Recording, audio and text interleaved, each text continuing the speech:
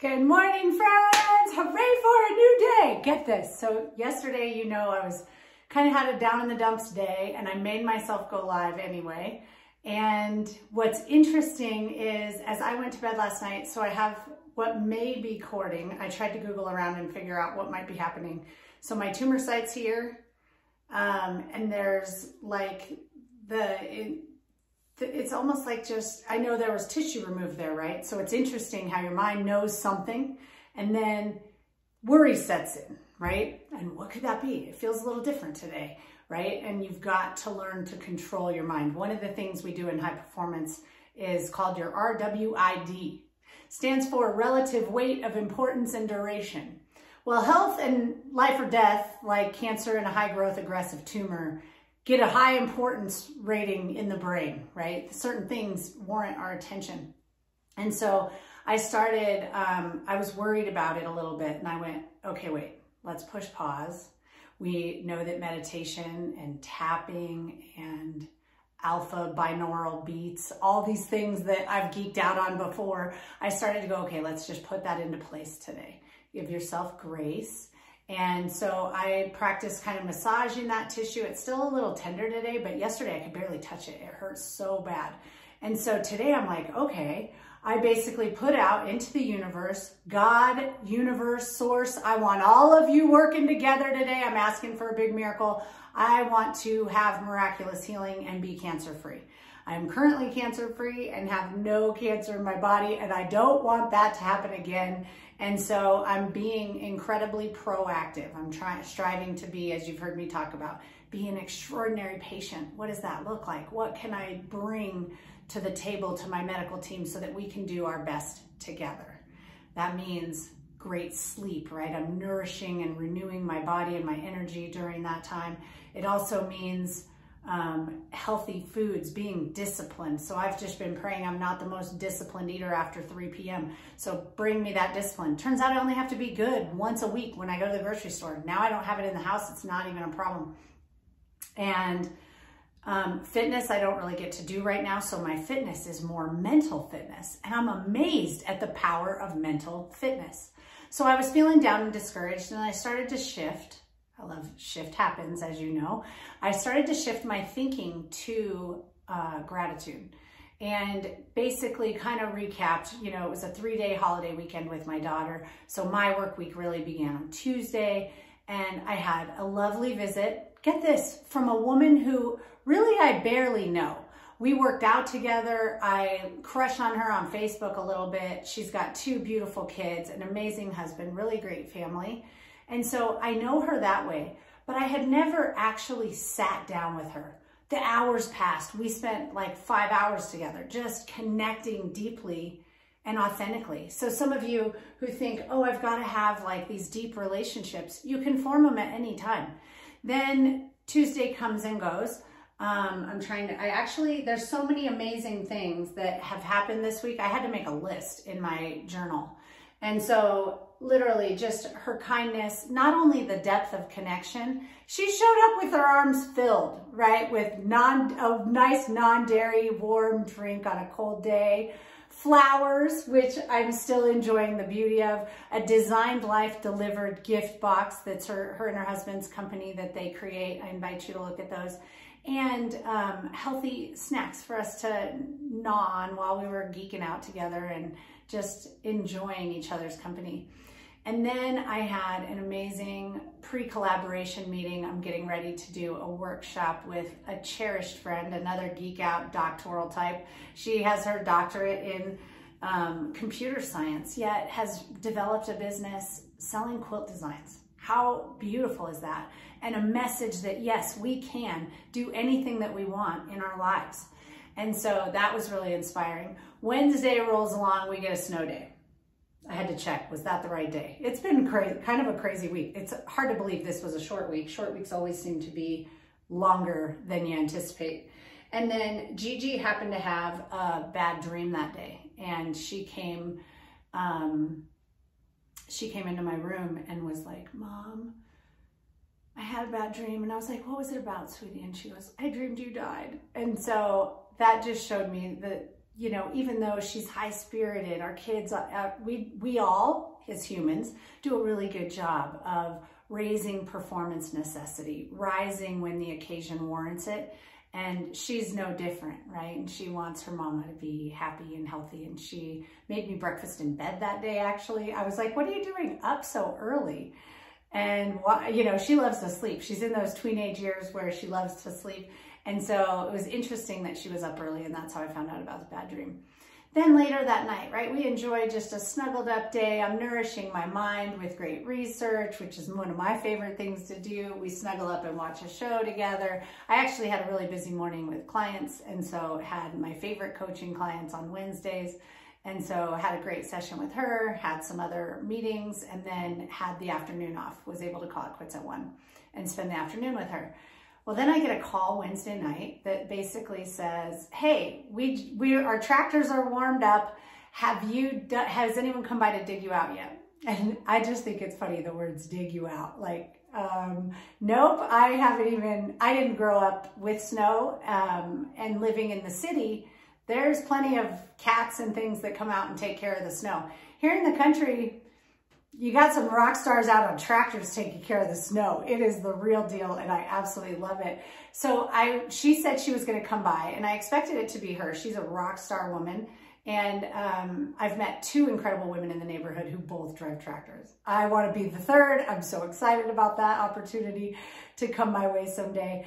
And so she comes by, and I see 2 tractors out in my driveway and on the drive up to the street, and I was like, oh, so I get all bundled up and go out to see her. And it turns out, I thought it was her and her husband. And turns out it was her and her 12-year-old daughter. I mean, rock stars.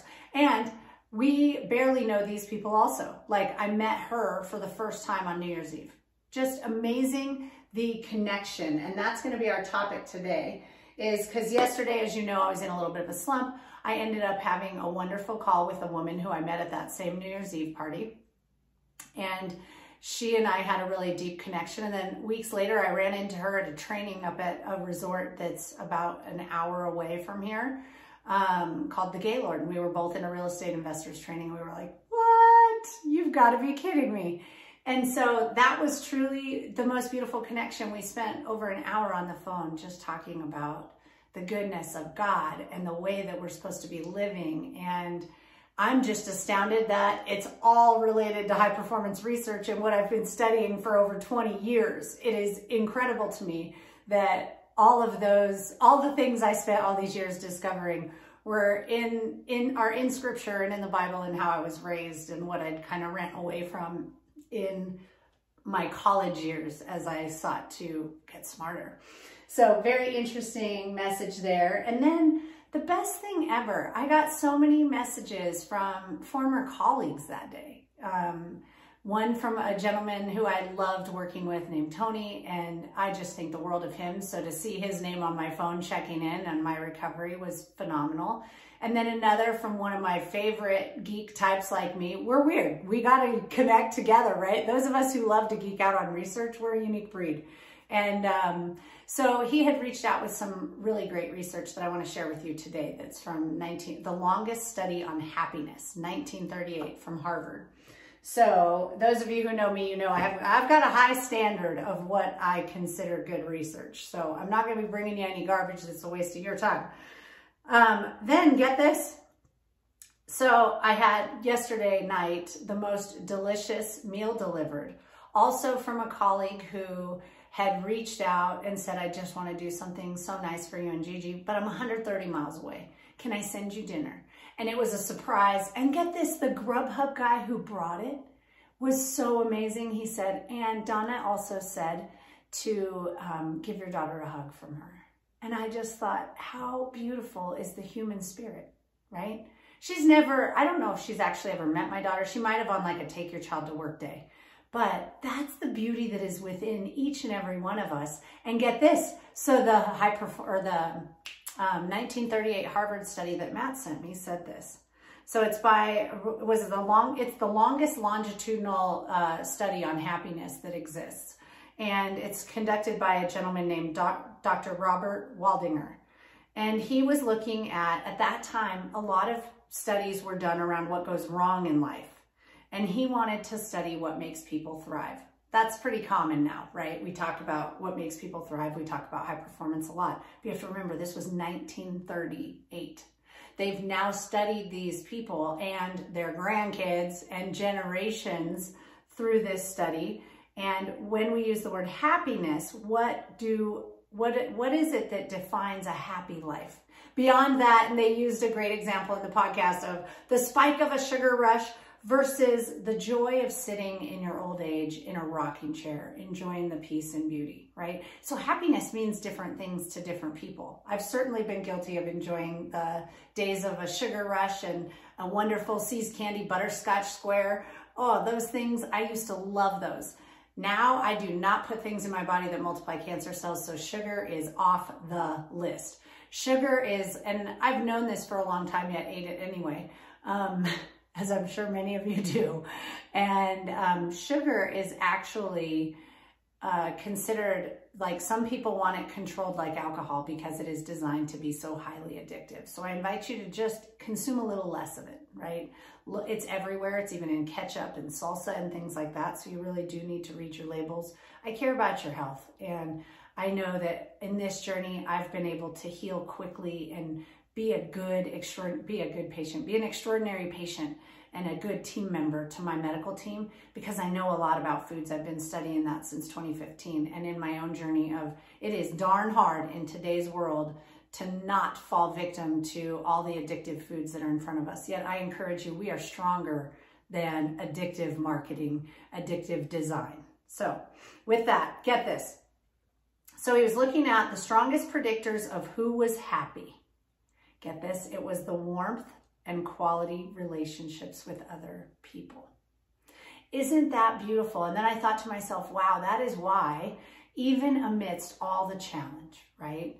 Amidst the hardships of job loss and wondering if I can navigate this big mortgage. I just got my energy bill and it was $444. I was like, holy moly, turns out heating a 5,800 square foot home on a winter day costs as much as like an average person's car payment.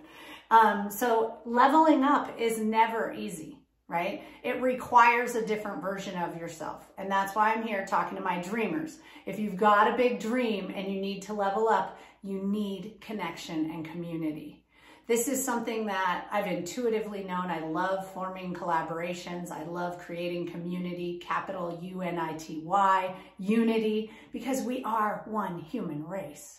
So let's quit looking at the things that divide us and instead look at, with compassion, the things that unite us. Look for ways to connect, to help. I can't even tell you how often a text message will lift my day. So comment below, comment in the feed, share this with others. Say, hey, did you know it turns out the largest study ever done on happiness shows that happiness comes from connection. And you can do that in the simplest ways, right? I've given you examples. Someone ordering dinner for someone else, someone coming by, and the 5 love languages come to mind, right? Those are physical touch. So it could just be a hug. I have a wonderful woman coming to visit me today, and we're going to collab and geek out and get creative. She's just amazing, and I can't wait to give her a hug. Physical touch, great love language, great way to show love. Acts of service, this dinner delivery and order, the snow angels, words of affirmation, those small texts from Tony and Matt. Hey, I know you love geeking out on this, or I just was thinking of you and wanted to check in. How are you doing? You're amazing, right? Let's see, giving and receiving gifts, beautiful flowers, designed life delivered, all those great things that have come my way this week too. And quality time. Did I say it? I actually don't have this one in my notes. I love the 5 love languages, and try to express those to my daughter every day. My dominant love language is quality time and physical touch. My daughter can't stand physical touch, and I'm like the mama bear that wants all the hugs.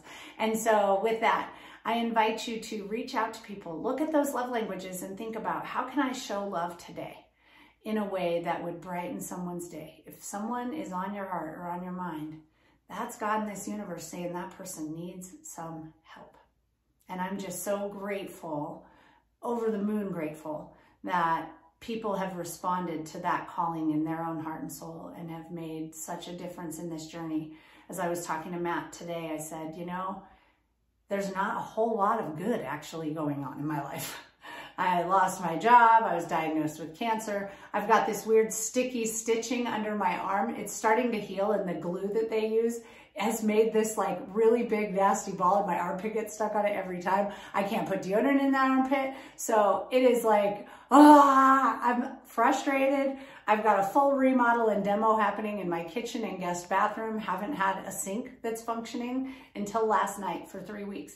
So still no cooktop. Like, there's a lot going on, right? That's a lot to navigate.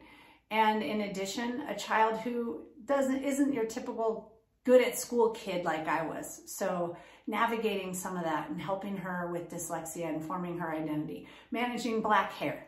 That is a whole thing. For those of you white people like me who have not been exposed to that, over the last 12 years, I've been on an amazing black hair journey.